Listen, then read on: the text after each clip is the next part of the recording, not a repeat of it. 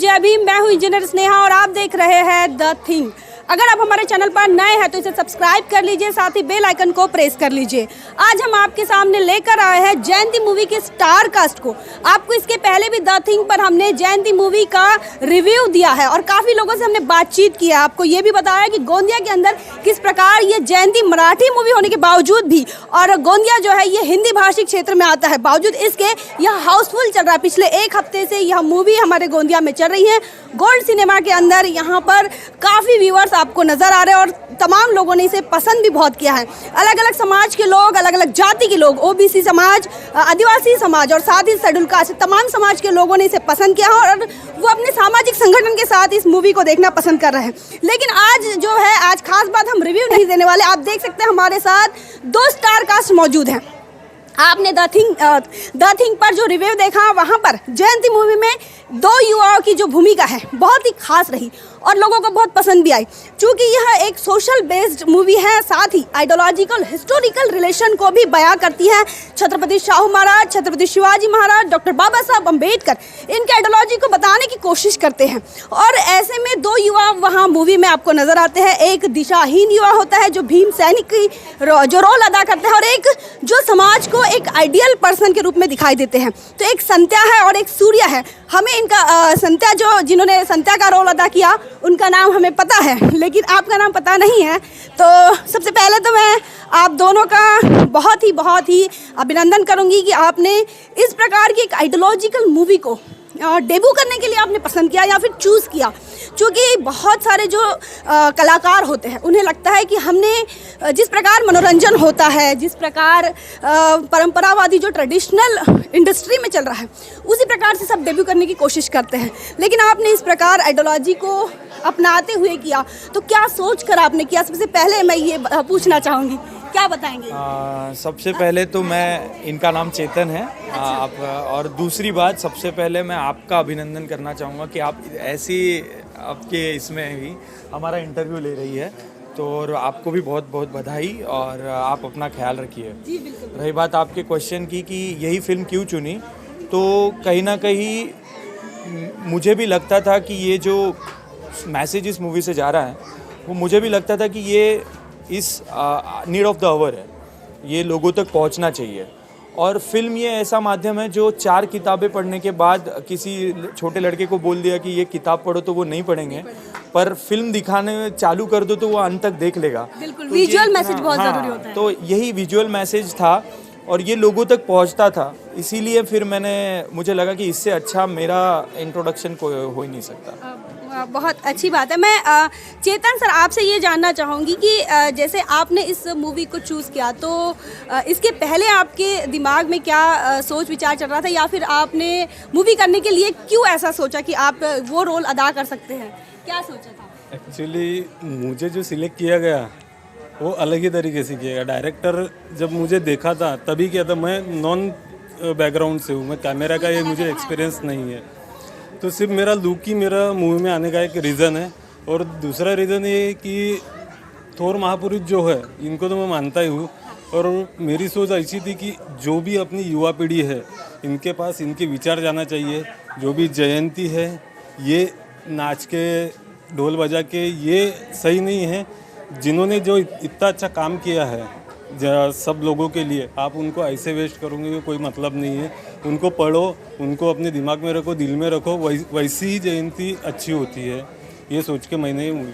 तो यहाँ पर साथियों, अगर आप मूवी देखते हैं तो इनका जो रोल है, अभी इन्होंने जैसा मैसेज दिया उसका पूरा अपोजिट है, और लेकिन मैसेज उन्होंने बहुत खूबसूरत दिया है। उनका कहना है कि जयंती जो है, महापुरुषों की जयंती आइडियोलॉजिकल तरीके से सेलिब्रेट करना चाहिए। जिस प्रकार अभी हम ट्रेडिशनल तरीके से देखते हैं समाज के अंदर, उस पर कहीं ना कहीं रोक लगनी चाहिए। सर, मैं ये भी जानना चाहूँगी कि एक बहुजन आइडियोलॉजी पर यह मूवी है, तो इसमें काम करते वक्त, मतलब आपने शायद मॉडलिंग की होगी, अब आप किस बैकग्राउंड से आते हैं उतनी जानकारी हमें नहीं है, लेकिन जो ट्रेडिशनल बैकग्राउंड होता है फिल्म इंडस्ट्री में आने का, और एक आप इस बैकग्राउंड में आए, तो क्या चुनौतियाँ आपको इसके सामने आई? वैसे देखा जाए तो चुनौतियाँ नहीं आई। मैंने थिएटर किया है, रिगरसली थिएटर किया है मैंने। नेशनल स्कूल ऑफ ड्रामा से लेके इप्टा महोत्सव तक मैंने थिएटर किया है, कमर्शियल प्लेस वगैरह। हाँ, रही बात आपने जो बोला कि स्टोरी ऐसी होने की वजह से क्या आपने वैसा चूज़ किया, तो मैं आपको बताना चाहूँगा कि मैं थिएटर बहुत सालों से कर रहा हूँ और मैं अच्छी स्क्रिप्ट के लिए रुका था जब तक क्योंकि मेरा थिएटर से हो रहा था। फिल्म में आने के लिए मैं एक अच्छी स्टोरी लाइन और अच्छे कैरेक्टर के लिए वेट कर रहा था, और जब ये स्टोरी मेरे पास आई तो मैंने इसको तुरंत हाँ किया। तो ये ऐसा था, और कठिनाई तो नहीं थी। मुझे तो नहीं लगता है, क्योंकि मैं उस आइडियोलॉजी को बिलीव करता हूँ तो जैसा आप कह रहे हैं कि आप उस विचारधारा में बिलीव करते हैं, तो ऐसे में मैं ये आप हमारे युवाओं को क्या बताएंगे, क्योंकि आप अभी आइडियल बन गए हैं। जैसे हम कोई भी मूवी देखते हैं तो हम तो जैसे हम लोग सोशल एक्टिविस्ट लोग हैं तो हम लोग मूवियाँ कम देखते हैं, लेकिन हम जैसे अभी जय भीम आई, जयंती आई, तो आजकल ये जो मूवी का दौर आया कोरोना के बाद, तो हम लोग बड़ा एक्टिव हो गए हैं। तो ऐसे में इस प्रकार की मूवी में आप डेब्यू करने के बाद अब आप समाज का आइकन बन गए। मतलब हमें कभी सलमान खान, शाहरुख खान पसंद नहीं आती, या हमारे युवाओं को नहीं आते जो सोशल फील्ड में काम करते हैं, तो अभी आप आइकन बन गए। तो क्या लगता है आपको, क्या युवाओं को क्या बताएंगे उन युवाओं को? युवाओं को मैं इतना ही कहना चाहूँगा कि सपने देखो जो पूरे होते हैं, और साथ ही साथ अपने सपनों को पूरे करने के लिए जिनको भी आप फॉलो करें, यानी वो तुम्हारे माताजी पिताजी हो, आपके बड़े भैया हो, या फिर दोस्त हो, या फिर कोई हम महामानव की जिनकी बात कर रहे हैं वो हो, या फिर कोई भी हो जो भी आदर्श व्यक्ति है, उनको आप अगर फॉलो कर रहे हो तो आप सोचो कि लोग उन्हें क्यों मानते हैं, उनकी विचार शैली क्या थी, वो क्या सोचते थे। अगर उनके हिसाब से आप भी सोचना शुरू करेंगे, मैं यकीन के साथ कह सकता हूं कि आप दुनिया बदल देंगे। बस यही मैं आपको बोलना चाहता हूँ। सर आप क्या बताएंगे युवाओं को? युवाओं को यही बताना चाहूँगा मैं थोर महापुरुषों के बारे में। उन्होंने जो किया है, जो लिखा है, वो अपने सबके लिए है। उनके विचार पढ़ो, और उन्हीं जो आपके सपने हैं वो पूरा करने के लिए आप उसके पीछे लगो। या तो फिर आप सपना देखो ही मत, देखो तो उसे कंप्लीट करो और आगे बढ़ो। भाई यही मैं युवाओं को बताना चाहता हूँ। तो यहाँ पर हमारे साथ जो स्टार कास्ट थी उनके साथ हमने काफ़ी सारी चर्चाएं की है। एक आखिरी सवाल मैं पूछना चाहूँगी सर, आप दोनों के जीवन में इस मूवी के बाद क्या खास बदलाव आया? बहुत बड़ा बदलाव आया है, क्योंकि जो मेरे किरदार ने इस फिल्म में 7 सालों में किया वो शायद मैं नहीं कर पाऊँगा। बहुत ही ज़्यादा चैलेंज था उसके लाइफ में, क्योंकि उसे कुछ नहीं मिला और उसने बहुत कुछ मिलाया। ये जो कुछ नहीं से बहुत कुछ तक जो जर्नी होती है, ये शायद मैं भी नहीं कर पाता। और वो उसका किरदार जब मैंने फिल्म में किया तो मुझे ऐसे लगा कि अगर वो कर सकता है तो मैं क्यों नहीं। और ये भले ही आपको सुनने में बहुत छोटा मैसेज लग रहा होगा, पर ये बहुत बड़ा मैसेज है। और साथ ही साथ ये भी बात मुझे महसूस हुई कि जितने भी थोर महात्मा थे, उन सब ने एक ही चीज़ के लिए काम किया है, और वो है सोशल, लोगों के लिए। और वो सब में मुझे सिमिलैरिटीज़ लगे। वो फिर जिनके भी जितने भी नाम लिए होंगे और जितने भी नाम हमें पता होंगे, उन सारे लोगों ने लोगों के लिए काम किया है, और इसीलिए लोग ये जयंती मनाते हैं।